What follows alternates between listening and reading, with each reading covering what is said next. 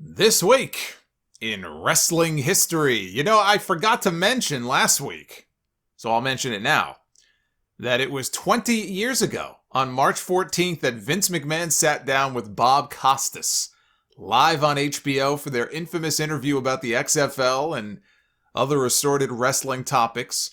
Both guys came off looking absolutely terrible. Costas always comes off as arrogant. Vince McMahon was being Mr. McMahon pretty much for the entire interview. He does not do well in these types of situations. Years later, in another HBO interview with a different reporter who was asking him questions, whether or not he feels he bears any responsibility for the premature deaths of so many wrestlers who have worked for him, Vince mocked the question. And he smacked the notes out of the reporter's hand. He is a man-child. Always has been. This was no different. But Costas came off very uninformed about some of the topics that he was asking about. At one point, Vince got very upset at Costas interrupting him constantly, and he leaned forward in his chair. I mean, their faces were within inches of each other. There was no social distancing going on here. You could see Vince was getting angry. He was leaning in, right in his face, trying to intimidate him. And he said, "You want to let me finish here for a second, pal?" And he pointed at him. That's his favorite word, by the way, pal. Everybody's his pal. If he can get something out of you, he's, "Come on, pal." CM Punk joke about that. "I owe you one, pal." So he says to Costas, "You want to let me finish here, pal?" And Costas says, "I'm just asking the question." And McMahon points his finger right in his face and says, "Then shut your mouth and let me answer the question, and I'll be happy to answer it." This is what happens when you have somebody who doesn't get challenged by the people around them very often. They get very hostile. It was definitely an uncomfortable half hour to watch, but very entertaining. This week, it was 45 years ago. On March 15, 1976, Oklahoma wrestling legend Danny Hodge, who just passed away on Christmas Day, in fact, one of two wrestlers to ever grace the cover of Sports Illustrated, saw his in-ring career end abruptly on this date. Very lucky his life didn't end abruptly. In a horrific car accident after he fell asleep at the wheel, crashed into a bridge, side of a bridge. His car flipped, and suddenly he was underwater at the bottom of a creek, down below. Had a broken neck, middle of the night, pitch black outside. Hodge claims that he heard a voice from above, I guess the voice of God or something, telling him, hold your neck. So he held his neck in place with one hand, and he climbed out of the car through a broken window. He swam 9 feet of water back up to the road. There was a truck driver eventually who drove by and spotted him. He was rushed to the hospital. He had to have his neck fused with bone from his hip. The man could crush apples in his bare hand, the way the WWE crushes the hopes and dreams of so many of their NXT call-ups. That was Danny Hodge. 27 years ago this week, on March 16th, 1994, during a 2-week WCW tour of Germany, at a show in Munich, Mick Foley went to the ring for a quarterfinal match in the European Cup tournament against Big Van Vader with 2 ears, and he came back with 1. Vader was hurt. He was having trouble with feeling in his fingers, that sounds like a problem. If you can't feel the tips of your fingers, then something's wrong there. And he had asked for the night off. But Ric Flair, who was the booker, at least on this tour, denied his request. And so Vader went out to the ring as part of his European tournament match here. Mick Foley told Flair, "No worries, Rick. I'll work around it." During the match, when Foley charged at Vader for his patented cactus clothesline, Vader moved out of the way. Foley did his hangman spot, where he goes tumbling over, his head gets caught between the top and the middle ropes. Earlier in the show, Too Cold Scorpio had wrestled a match and complained about the ring ropes being too loose because he was obviously a very aerial-based wrestler. He would do stuff off the ropes and off the top rope. So when the match was over, he pitched a fit. He complained and said, "What the hell? You know, the ropes are far too loose." And unbeknownst to Foley, the roadies working the show that night had tightened the ropes to the max until they basically had no give. WCW did not use actual ropes. They used elevator cable covered with a rubber casing. And so imagine tightening that up to the max. Okay? In his first book, Have a Nice Day, Foley describes the pain like his head was as if it was being caught in a vice.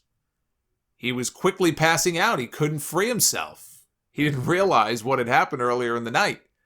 So he can feel himself passing out. His eyes are kind of starting to shut. It's getting very scary. He thought he was going to die. He legitimately thought he was going to die. And he is screaming and he's panicking. And he described it like a fox caught, in a trap, and it chews its own paw off to get out of the trap.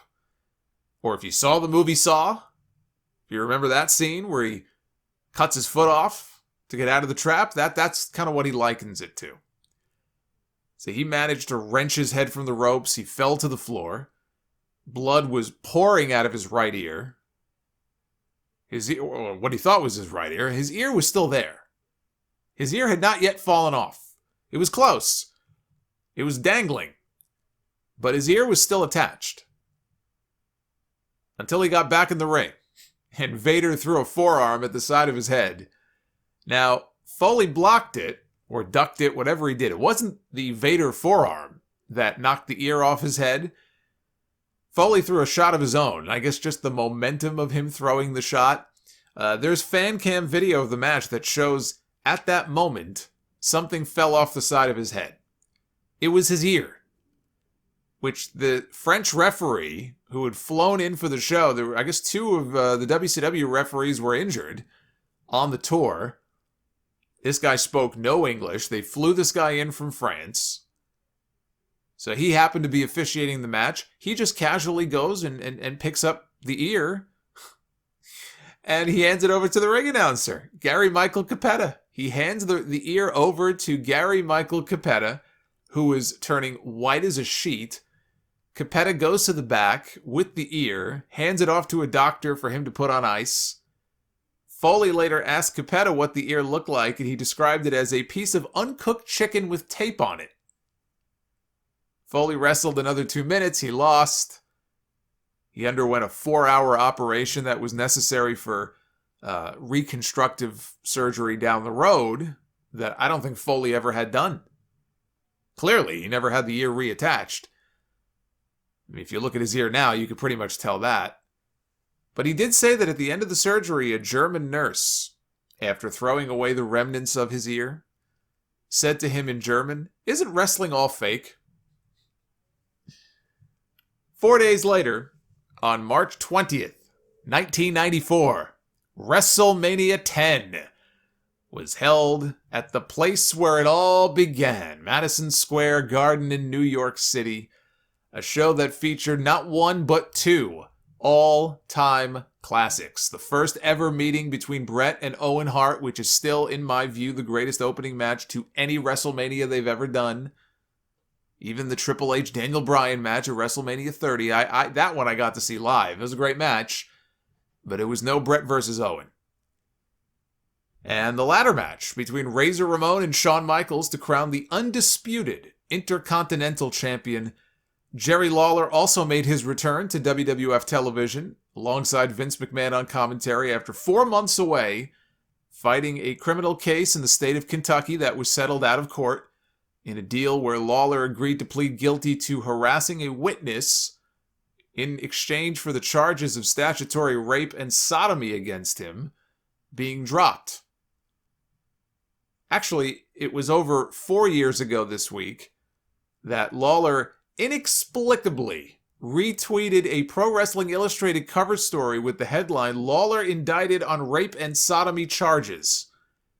And he retweeted this person's tweet, and he left it up for many, many hours before eventually realizing what he had done, and finally he took it down. Why would you do that? Why? Why would you not pay attention to what you are retweeting? Does he just hit the button without even looking at what's there? Clearly that's what happened here. The New York Post did a whole story about him retweet. I've never seen... Now, it's the New York Post, so I mean, not exactly a bastion of journalism, but I don't know that I've ever seen a newspaper do an entire story like this on a retweet. But they did a whole story on this, and all it did was just dredge up the old story and the old charges against him. I'm sure that's exactly what he did not want to happen. Talk about shooting yourself in the foot. Owen Hart beat Bret in a fantastic match. Bruce Hart was originally supposed to be in the Owen Hart role in that sibling rivalry feud. I can't get over that whenever I hear that story, but it's true. Bret's talked about it. Bruce was who the company wanted. Obviously, Bruce desperately wanted to be in that spot. Bret didn't want Bruce in that spot. Bret wanted Owen, and he fought for Owen. That was not the company's first choice. But Bret got his way, and instead of Bruce, it was Owen. I just can't picture Bruce in that role. Still love Bobby Heenan's line at Survivor Series 93. When it was the Hart brothers against Shawn Michaels and the Knights. Because Lawler was indicted on those charges, it was supposed to be Lawler and his Royal Knights, and it ended up being Shawn Michaels. Shawn Michaels and his Knights. Okay, whatever works. But I always remember the Bobby Heenan line on commentary in that match when Bruce tagged in. He goes, "Imagine having 9 months and Bruce is the best you could come up with." Love that line. I never forgot that line. Heenan was great. That was his last pay-per-view for WWE. Right up until the end. Bobby was the best. But anyway, that role was just meant for Owen. I think it had to be. It had to be the baby brother in order for it to work as well as it did. Michaels and Razor Ramon set the standard by which all other ladder matches would be measured for years to come after that, until the TLC matches just took it to a completely different level of risk. There was supposed to be a 10-man tag team match on the show. It got bumped to Raw 2 weeks later because the ladder match went very long. Bob Holly was supposed to be part of that 10-man tag, and in his book, he talks about Randy Savage going ballistic backstage on Michaels and Razor when they came back through the curtain after their match. He was going off on them for being selfish, taking money out of other people's pockets by ignoring the go-home cues from the referees at ringside. He was livid. Savage himself made his final WrestleMania appearance on this show, beating Crush in a Falls Count Anywhere match. Alundra Blaze beat Leilani Kai, the only person to wrestle at the first WrestleMania and here at the 10th in the very same building. Matt Bourne, I guess Matt Bourne wrestled at the first Mania too, but by this one is 94, so he was gone. Because Doink was on this show. It was Bam Bam and Luna against Doink and Dink. But it was probably Ray Apollo, whoever was playing Doink at that point. Matt Bourne was gone, so I wouldn't count him. And Lex Luger, after riding around the country in a bus the summer before and beating Yokozuna by countout at SummerSlam so that they could save his big title win for WrestleMania, wins the Royal Rumble along with Bret Hart, all to come to WrestleMania and lose. The first of 2 WWE title matches on the show. Mr. Perfect returned as the guest referee for the match. So the little angle they did a few weeks earlier at the TV tapings, I talked about this in another history segment a few weeks ago. They did this angle in the middle of the taping where Lex Luger, they had him do a full entrance wearing the WWF title belt and playing his music and announcing him as the new World Wrestling Federation champion. He came out to a very lukewarm reaction in the building. This was about a month, I'd say, before WrestleMania, probably right around a month. And as it turned out, it indeed was only done to swerve the smart fans in the building that day because they were running a show on the East Coast. That's where the taping was. I don't remember what city or state it was in, but they figure, well, we got smart fans in the crowd who are going to, they read the newsletters and they send in reports to Meltzer and Keller and people like that, or the hotlines. So we'll swerve everybody into thinking that, oh, this is a giveaway, that this is a spoiler that Luger is going to leave WrestleMania as the champion. So that when he didn't, which he did not, it would surprise everybody. Instead, the title went to Bret Hart, who was the right choice. I remember being very disappointed watching this show live when Roddy Piper came out as the guest referee. I saw Mr. Perfect come out as the surprise ref in the first title match, and I thought, that's pretty cool. But at the time, I was like, man, you got to have Hogan on the show. It's WrestleMania 10, right? I mean, here we are now in the same building where Hogan headlined in the main event against Piper, Mr. T, Cyndi Lauper, everything about that first WrestleMania. How do you not have Hogan? Hogan had been off television for almost a year. And at this point, I think he was already being courted by WCW. I don't know that I would have known that at the time. So I was really thinking they were saving Hogan as the surprise for that final referee spot. You know, Hogan coming down that short aisleway one final time for the 10th Mania would have been perfect. But then again, as I think about it now, he would have completely overshadowed Bret Hart had he done that. Which I'm surprised that, for that reason alone, I'm surprised he didn't do it. But it would have been horrible for Bret. It would have completely overshadowed Bret. And it was really all meant to be a spotlight on him, not Hogan, not anybody else. So it's for the better that it didn't happen. Undertaker. He was not on the show. He was overseas for the company in Japan doing PR work for their upcoming tour there in May. A tour that he did wrestle on, even though he didn't return to television until August. Even though I did not attend WrestleMania itself, because we couldn't afford the tickets, I did attend their first ever Fan Fest at MSG that weekend. That's my big fond memory of WrestleMania 10 weekend. Went to Fan Fest. That's where I got to meet Vince McMahon. Or I should say, Vince McMahon got to meet yours truly.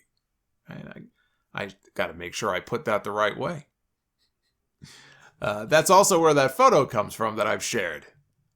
Of the two of us. I got a picture of me and Vince is looking directly ahead into the camera with that big cheesy smile on his face and the three-piece suit.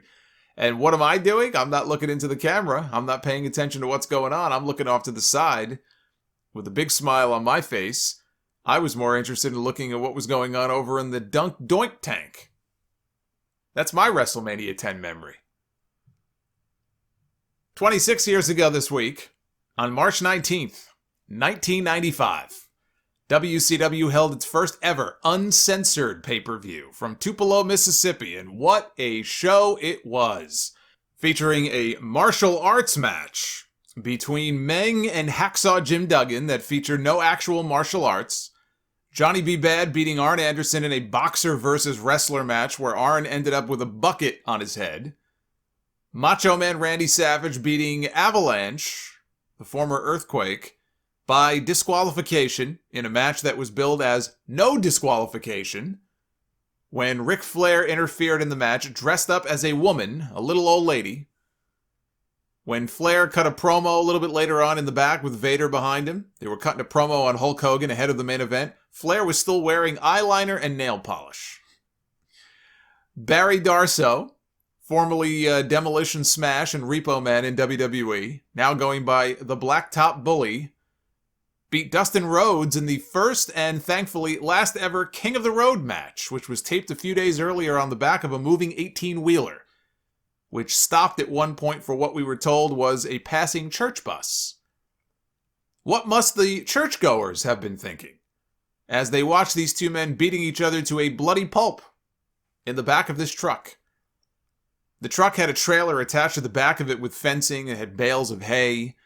And the object is that both men had to fight through it, and the only way to win was to ring the bullhorn that was fixed to the top of one of the, I guess you'd say, overhead beams.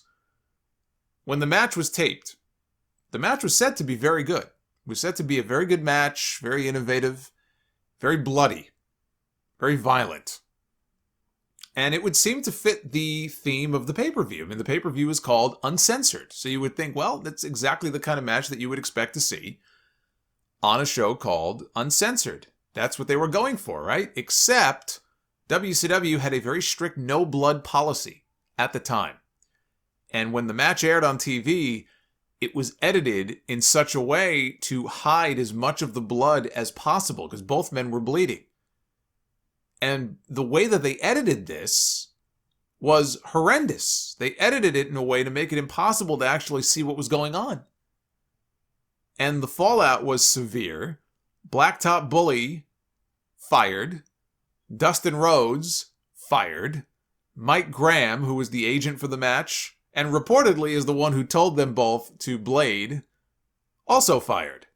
All three were fired from the company the next day. Not only did he tell them to blade, but Graham allegedly supplied the blades for them to use. But they were also low-hanging fruit at a time when the brass over at Turner had told WCW that they had to slash their budget by about $500,000. So they basically said to them, we don't care how you do it. You've got to slash $500,000 from your budget or else. And so it seemed like it was a convenient excuse for them to trim the fat by getting rid of some people that they just did not look at as being much of a priority. But it also turned out to be kind of important because after he was fired, Dustin wound up signing with WWE a few months later and debuting later that year as Goldust. And the rest, as they say, is history. We also had the Nasty Boys beating Harlem Heat to win the WCW Tag Team titles in a Falls Count Anywhere Texas Tornado Tag Team match that ended in the concession stands, with them using things like cotton candy to attack each other. And that saw Brian Knobbs slam Booker T onto a funnel cake stand. And in the main event, a match much like all the others on this show that was supposed to be unsanctioned, yet was announced by Michael Buffer as being sanctioned by the WCW Board of Directors and the Mississippi State Athletic Commission. Oops. Hulk Hogan wrestled Vader in an Indian strap match that saw Hogan beat Vader. And how, you may ask, did he beat Vader? Why, he did so by dragging the retired Ric Flair, who wasn't even in the match, to all four corners of the ring. Reason being, neither man wanted to do the job for the other. So, as a compromise, Flair stepped in as the sacrificial lamb, as he always did. This was also the show where they debuted the Renegade as their Ultimate Warrior knockoff. Truly an all-time shit show that somehow still sounds more entertaining than a lot of what WWE puts out these days. Funny enough, it was on this date, March 19th, 5 years later, that the final WCW Uncensored pay-per-view took place in Miami, and the main event for that show, Hulk Hogan beating Ric Flair in a strap match. By pinfall. This was their infamous Yappa Pie Indian strap match, which whenever I would hear Hogan talk about it, I was convinced he was saying apple pie. I thought it was the Apple Pie Indian strap match, which sounds fucking amazing. But it was not apple pie, it was the Yappa Pie, I guess named after the Yappa Pie Indian tribe. Oh yes, their Yappa Pie Indian strap match. Is it any wonder that this company went out of business a year later? I mean, can we really be surprised when we hear stories like this, that this company did not survive?